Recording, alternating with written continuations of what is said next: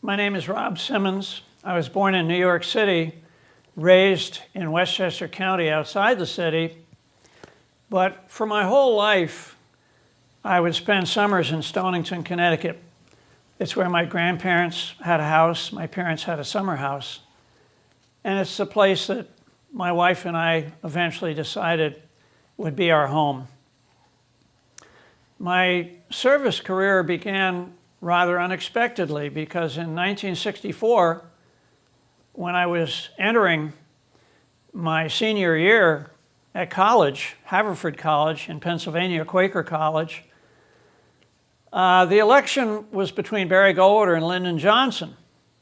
And Johnson made the statement that he would not introduce the draft if elected, and he would not send American boys to fight a war that Asian boys should fight.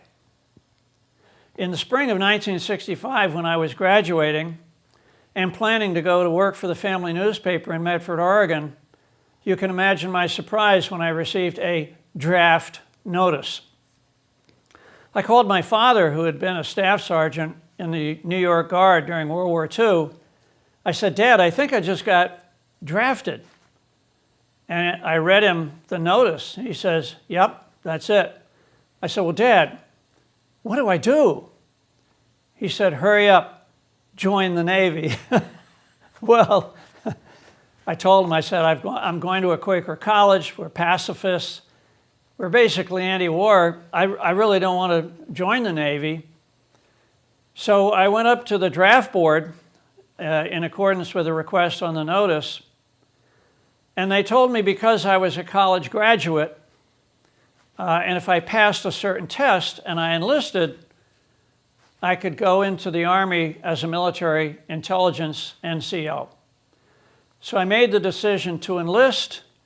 I went to basic training at Fort Dix, New Jersey, and at the conclusion of my basic training, I went to Fort Holabird, Maryland, to learn how to be an intelligence officer.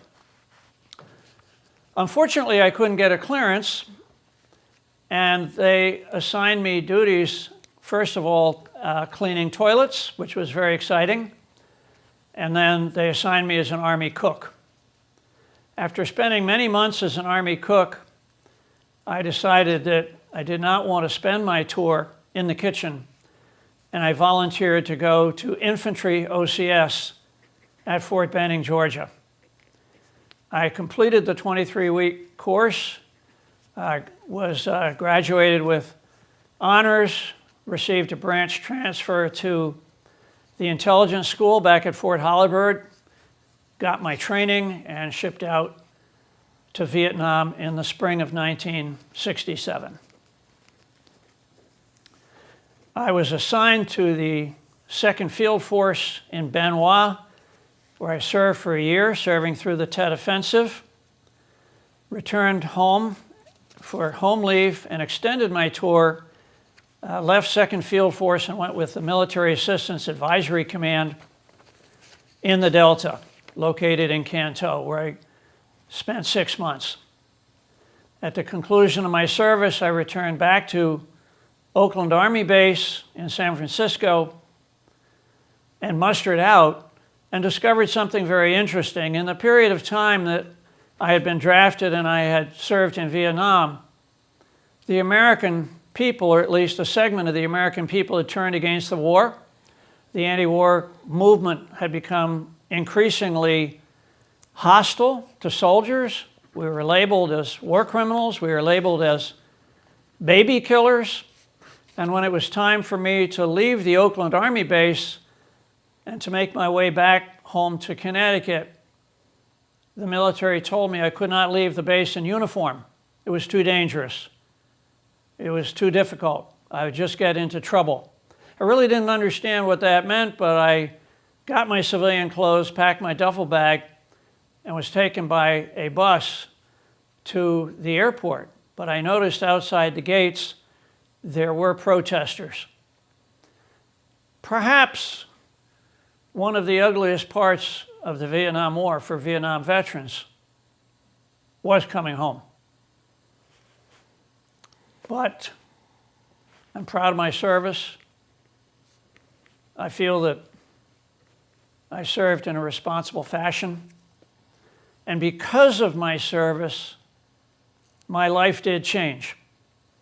I never did go back to work for the family newspaper. I felt that part of what was wrong with the Vietnam War was the intelligence we were getting about the war. And that if the policymakers in Washington, D.C. had a better idea of what was going on there, different decisions would have been made. And on that basis, I joined the CIA to become a professional intelligence officer, was reassigned back to Vietnam for 2 years, came back to the States, was trained in Chinese, and then went overseas again, this time to an embassy in Taiwan, Taipei, Taiwan, Republic of China, where I served for 3 years. In other words, my Vietnam service changed my whole view of life and the world and my role in it. That service taught me how to be a team member. It taught me how to care for the people under my supervision and control. It taught me to love my country, as only soldiers do. And it led to my eventually going to work for Senator John Chafee of Rhode Island in the U.S. Senate in 1979. I was then assigned to the Intelligence Committee as staff director under Senator Barry Goldwater for 4 years. And thereafter, on returning to my hometown in Stonington, Connecticut, I ran for selectman and lost, ran for state representative and won 5 times, 1991 to 2001, ran for the U.S. Congress and won 3 out of 4 of those races.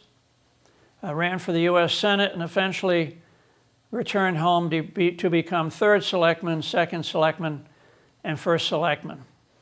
In other words, my drafting and my enlistment in the U.S. Army, my service in Vietnam, and the experiences that I gained from that service created a whole new life path for me of public service, which was not remunerative, but was very gratifying because you learn that you get more back from giving than taking. What do you wish more people knew about veterans? Usually when people think about veterans, certainly 20 or 30 years ago, they thought in very negative terms. I mentioned that Vietnam veterans were considered war criminals, baby killers. People in my Quaker college, my classmates, pretty much rejected me when I returned back for my 10th anniversary. In fact, my wife said at a conclusion of that reunion, "Were these people really your friends? Because they didn't treat you very well." And I think what people have to understand about veterans and their service is that it's difficult, it's dangerous, and it changes the way you think about the world. People are very respectful of veterans these days, but many people don't know what the experience is all about. They don't know how it can change your life.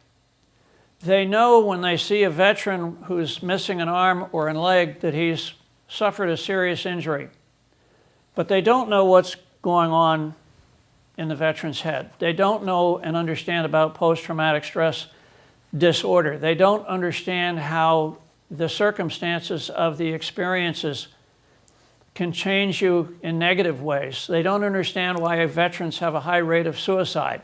They don't understand why veterans are homeless. And they don't understand that sometimes veterans can be angry about the conditions of their service.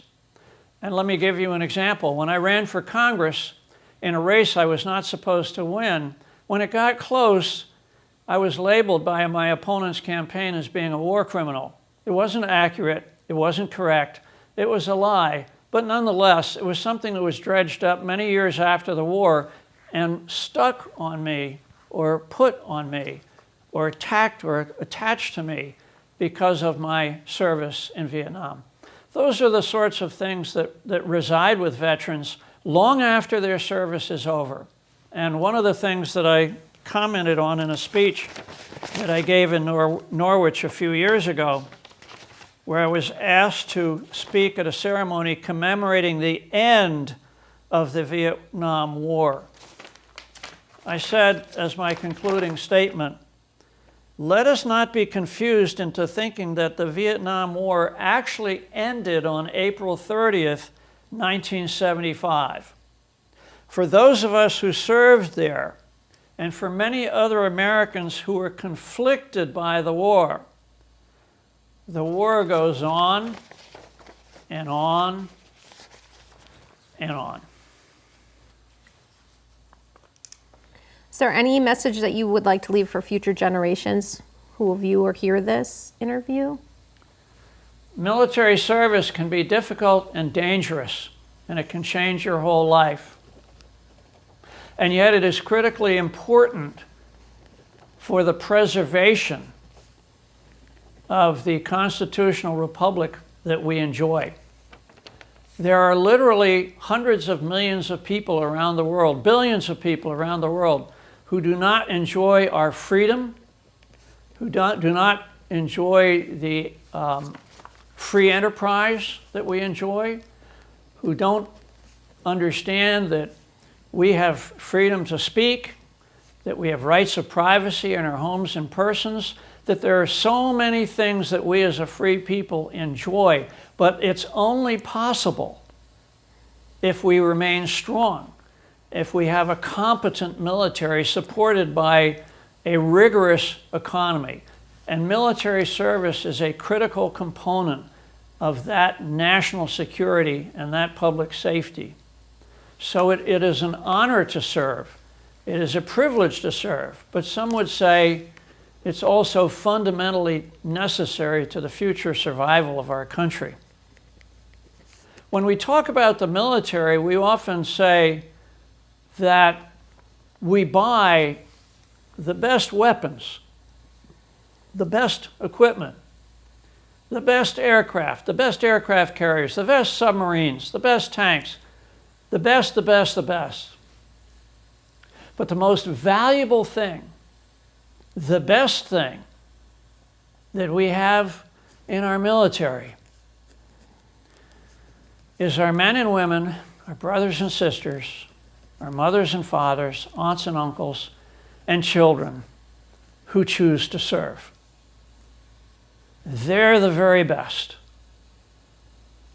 And for those who have never served, I hope they understand that and never forget that.